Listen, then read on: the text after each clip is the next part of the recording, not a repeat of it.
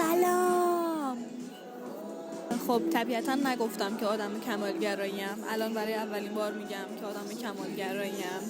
برای اولین ویدیویی که قرار بود بگیرم اولین شکست واقعا خیلی جالب بود.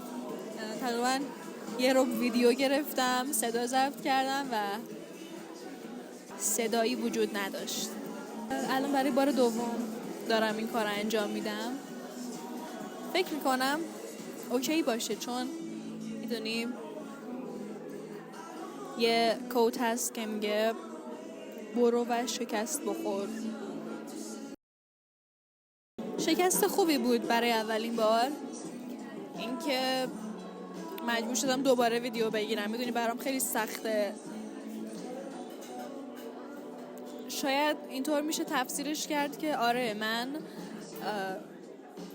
یه مقدار مضطرب بودم و فراموش کردم دکمه ریکوردو بزنم، ولی الان که برمیگردم و میبینم ویدیو هست ولی صدا نیست، اینجوری هم که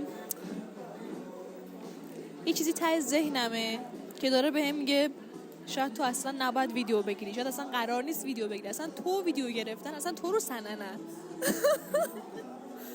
ولی نه، میخوام بهتون بگم که این اتفاق احتمال خیلی زیاد برای تو هم که داری این ویدیو رو میبینی میفته. یه زمانی اتفاق میفته که یه کاری اشتباه پیش میره و تو فکر میکنی شاید مشکل از منه، شاید من بدم، شاید ایراد از منه، شاید من اشکال. نه، اینطوری نیست. تو هیچ اشکالی نداری. گاهی وقتا شاید فقط فراموش میکنی دکمه ریکوردو بزنی، همین. و میتونی به خودت این اجازه رو بدی که شکست بخوری. تو باید این اجازه رو به خودت بدی که شکست بخوری، که بری تو دیوار، که بخوری زمین. و این اوکیه، میدونی؟ این واقعا اوکیه و نباید خودتو قضاوت کنی، نباید بگی من بدم. هیچ اشکالی با تو وجود نداره، تو هیچ اشکالی نداری. شاید باید حواستو بیشتر جمع کنی، شاید باید یه مقدار بیشتر تمرین کنی، همین. و تو میتونی بهتر شی. قرار نیست همینطوری بمونی، قرار نیست هر دفعه ریکوردو یادت بره که بزنی. نه، اولین بار یادت رفت، دومین بار قرار نیست یادت بره، دومین بار بیشتر تمرکز میکنی، بیشتر دقت میکنی، بیشتر حواست هست. و آدم‌ها اینجوری رشد میکنن، اینجوری میرن جلو، اینجوری پیش میرن. شاید الان که دارم واسه بار دوم ویدیو میگیرم واقعا خیلی انرژیم بیشتره، حرف برای گفتن بیشتر دارم، برای اینکه بیشتر بتونم باهات حرف بزنم، باهاتون، شماها. و خب این واقعا حس خوبی داره. این چیزی بود که میخواستم بگم. و چرا این چنل قراره به وجود بیاد، چه جوری قراره به وجود بیاد. من خودم وقتی حالم خیلی بده، خب یه مقدار سختی‌های خاصی رو تو زندگیم این روزا دارم میگذرونم. همه ما سختی داریم تو زندگیمون، تروماها، مشکلات و احساسای بد و ناکافی بودنی که داریم همش هست، هر روز برای هممون، بالا پایین توی زندگیمون، برای هممون هست.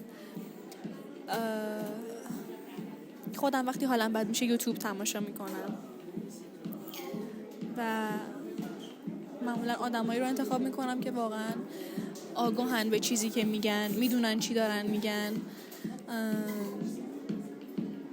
مطالب زرد و معمولا دنبال نمیکنم، ترجیح میدم علمی باشه، یعنی واقعی باشه، نه اینکه یه دوپامین زودگذر به آدما بده و اون خلأ حال خوب و بعدش هم دوباره اینجوری رو به افول برم پایین. نه.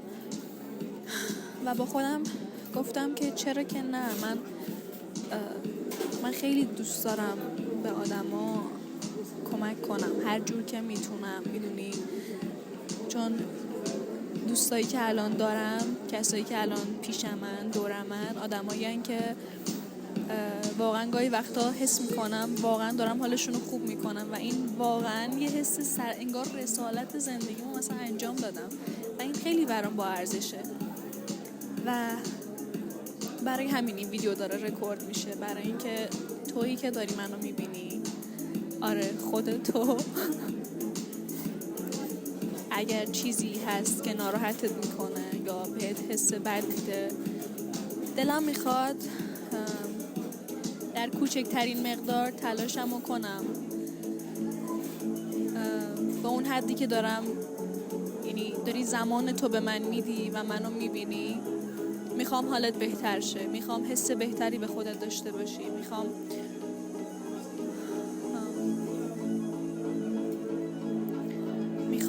اندازه یک سر سوزن حس بهتری نسبت به خودت داشته باشی.